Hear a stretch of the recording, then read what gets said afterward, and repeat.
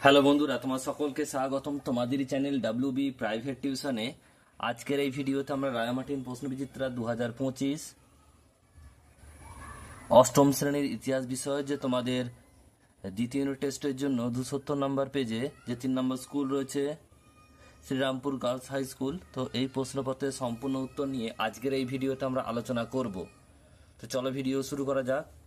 ক্লাসে পিডিএফ পাওয়ার জন্য Telegram channel join করে নিও, যার লিঙ্ক তোমরা এই ভিডিওর ডেসক্রিপশন বক্সে পাবে। তো চলো ভিডিও শুরু করা যাক। এখানে রয়েছে একের দাগের সঠিক উত্তরটি বেছে নিয়ে লেখো। একেরটা, জাতীয় কংগ্রেসের প্রথম সভা বসেছিল বোম্বাইয়ে। দাদন বলতে বোঝায় অগ্রিম অর্থ। একজন নীল বিদ্রোহী নেতা ছিলেন দিগম্বর বিশ্বাস। ওহাবি আন্দোলনের সূচনা হয় আরবে।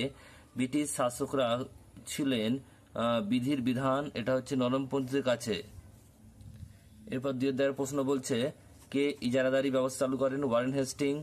রেলপথ বানানো, রপ্তানির হার বাড়ানো, কৃষিতে বাণিজ্যিকরণের প্রক্রিয়াকে একসঙ্গে বলা হয় অর্থনীতির আধুনিকরণ। কত খ্রিস্টাব্দে রেলপথ নির্মাণের প্রকল্প শুরু হয়? 1853 খ্রিস্টাব্দে। দেশের সম্পদ বিদেশে চলে যাওয়া হওয়াকে চালান হওয়াকে কি বলে? সম্পদের বহির্গমন। বলছে, কে সতীদাহ প্রথা বন্ধ করার জন্য জোরালো আন্দোলন সূচনা করেছিলেন?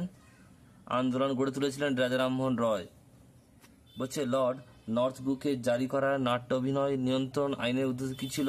ব্রিটিশ সরকারের ভাবমূর্তি রক্ষা করা। এরপর হচ্ছে দেখো 3 দাগের প্রশ্ন শূন্যস্থান পূরণ করো। একেরটা, নরমপন্থীদের বলছে নিবেদন পদ্ধতিকে ড্যাশ বলে ব্যঙ্গ করা হতো? রাজনৈতিক ভিক্ষাবৃত্তি। আদর্শগতভাবে চরমপন্থীদের লক্ষ্য ছিল স্বরাজ অর্জন করা। বলছে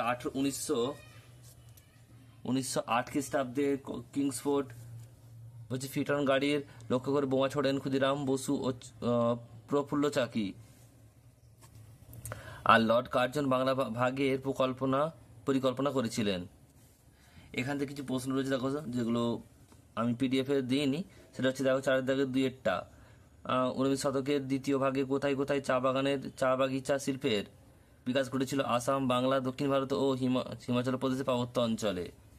নেক্সট রয়েছে 3-টাও উত্তর দেখে নাও। শ্রীরামপুরের হচ্ছে শ্রীরামপুরের মিশনারি মার্সম্যানের সম্প্রদায়ে বাংলা ভাষায় কোন কোন পত্রিকা প্রকাশিত হতো?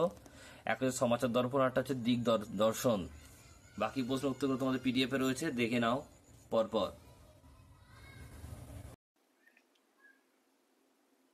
4 দাগের প্রশ্ন বলছে সূর্যাস্ত আইন কি? দেখে নাও উত্তরটা। নেক্সট প্রশ্ন এরপরে রয়েছে 4 দাগের 4টা, অর্থনৈতিক জাতীয়তাবাদ কি? নেক্সট প্রশ্ন পরেরটা বলছে যে সভা সমিতির যুগে সভা সমিতির কি কি উদ্যোগ ছিল?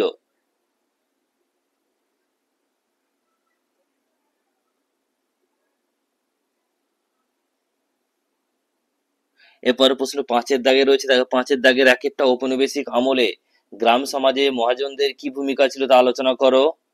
এটা এখান থেকে তোমরা লিখবে।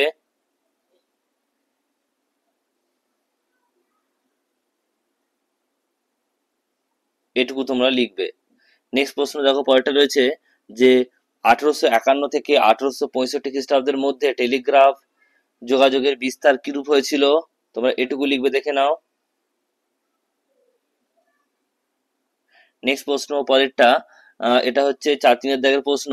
5 দাগের 3, নারী শিক্ষা ও বলছে পণ্ডিত রামাবাই সম্পর্কে যা জানো লেখো। তোমরা শুধু এটুকু লিখবে, এটা রিপিট প্রশ্ন বারবার। নেক্সট প্রশ্ন বলছে ফরাজি আন্দোলন সম্পর্কে যা জানো লেখো।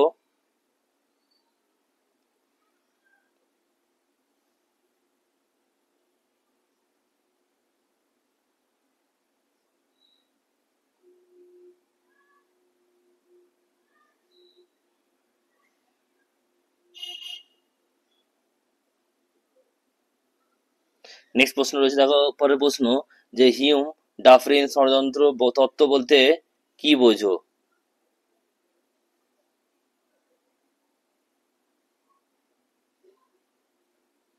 নেক্সট প্রশ্ন পরেরটা বলছে নীল বিদ্রোহ সম্পর্কে যা জানো সংক্ষেপে লেখো।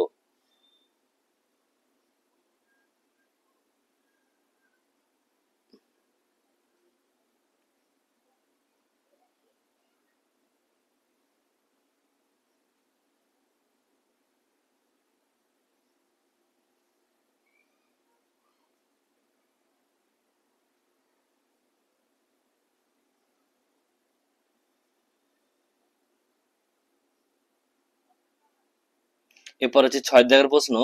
6 দাগের একেরটা বলছে যে 1853 খ্রিস্টাব্দে ভারতে রেলপথ নির্মাণের ফলাফল আলোচনা করো।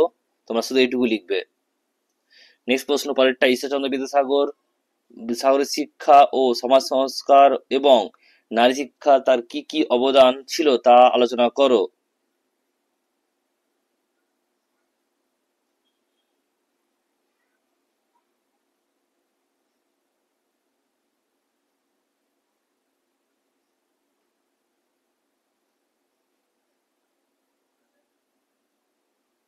নেক্সট প্রশ্ন পরেরটা বলছে যে বাংলা বঙ্গভঙ্গ বিরোধী আন্দোলন সম্পর্কে যা জানো তাই লেখো।